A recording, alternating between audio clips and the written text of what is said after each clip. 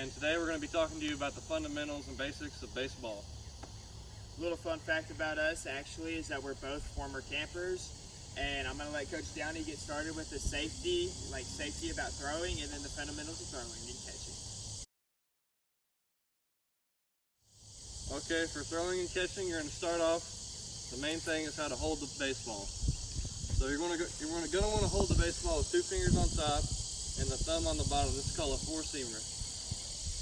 So when you throw it, safety-wise, make sure that nobody is around in your throwing range, and make sure that the person you're throwing to is paying attention so you don't hit them in the face or injure them in some other way. So when you throw, say you're the target, I'm going to have my feet facing away from the target and my chest facing away from the target, and have a wide base, and have my face facing the target. So whenever I get ready to throw, I'm going to check the time on my watch, have my arm out here like this, and my other arm bent like this. You don't want to have your arm straight, throwing it like a pie. You don't want to be pie tossing it.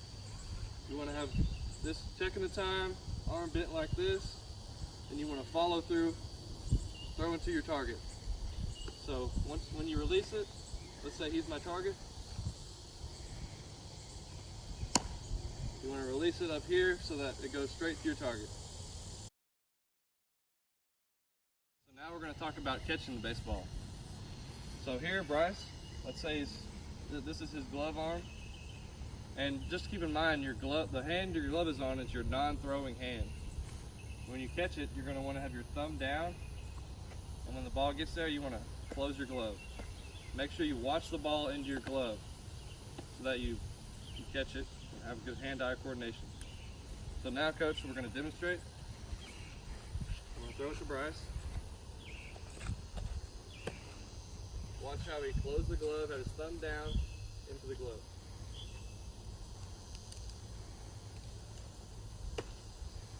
Now, Coach, we're going to get into a little drill. Just playing catch, you want to start off on your knee. So for me, I'm a right-handed thrower, so I'm going to have a right knee down. So we're just going to throw. And he's left-handed, so he's going to have his left knee down. Notice how we're still doing the check the time, arm back, and bringing our pinky to our pit, even down like this. Because that is the basics, that's the fundamentals of throwing right there. And once you do that for a while, you can stand up and start playing regular catch standing up.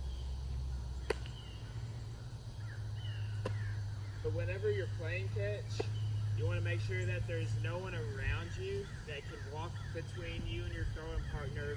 Whenever you're throwing, you want to make sure there's no windows around, anything breakable. You're going to want to do this outside, and also make sure that no one's walking behind you and not paying attention, because you don't want to miss the ball and hit them.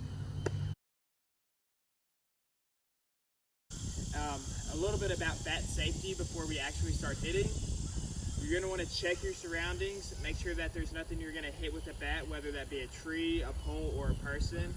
Alright, so now we're going to get into hitting and bat safety. Hitting, it's a lot like golf, except a little bit of a different grip. Golf, you put your thumb over, or your fingers over your thumb. Hitting, you're just going to have a grip like this. So you're going to have a comfortable grip like this. So you're just going to want to be relaxed. You're going to want to have your feet about shoulder width apart. I'm left-handed, so my grip is my right hand on the bottom, my left hand goes over it, and then you're just going to want to put your hands right here by your ear. So whenever you get ready to hit, you're going to want to shift your weight back. That's going to be your first movement.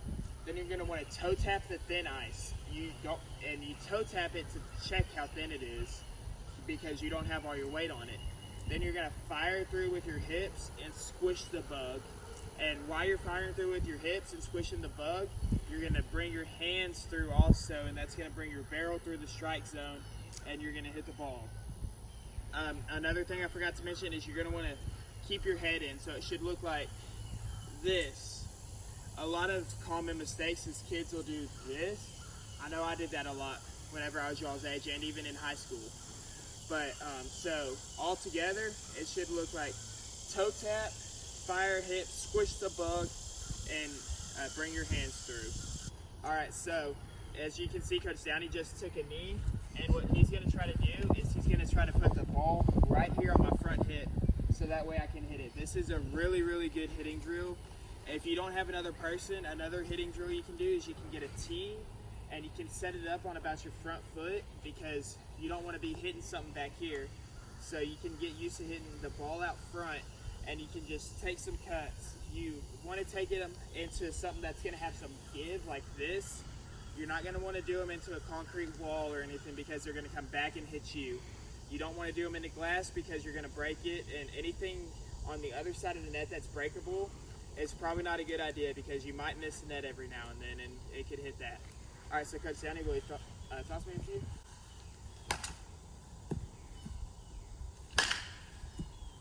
So, if you'll notice, I kept my head in whenever I hit.